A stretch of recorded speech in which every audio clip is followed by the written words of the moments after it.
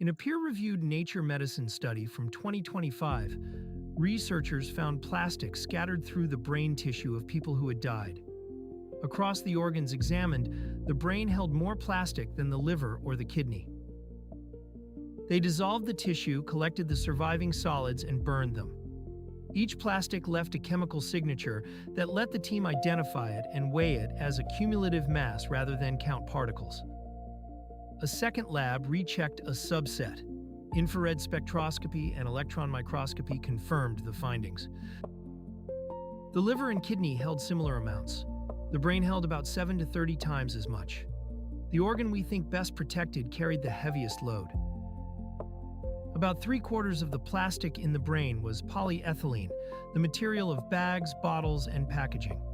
Under electron microscopy, the particles appeared as tiny shards and thin flakes far too small for an ordinary light microscope to see. No one yet knows why the brain held the most. The authors offer a careful hypothesis.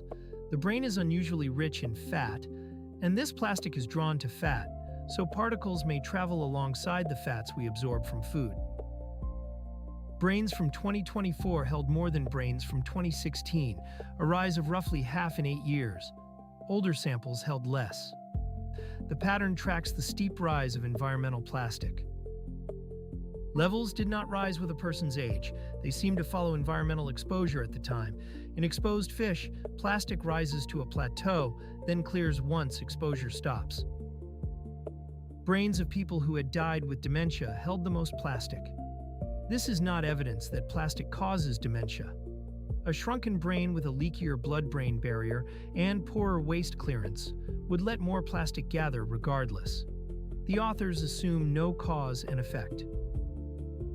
The team checked for contamination by measuring blank samples of their own tubes and chemicals. A telling clue came from storage time. Older samples had been stored for years, and newer ones only months. Yet the newer samples held more, which is the opposite of what stray contamination would produce. These data are associative, and the method is new and not standardized. Cohorts are small, with one sample per organ and one brain region. The study calls for more research as environmental plastic rises. New Age Medica. Research, translated for everyone.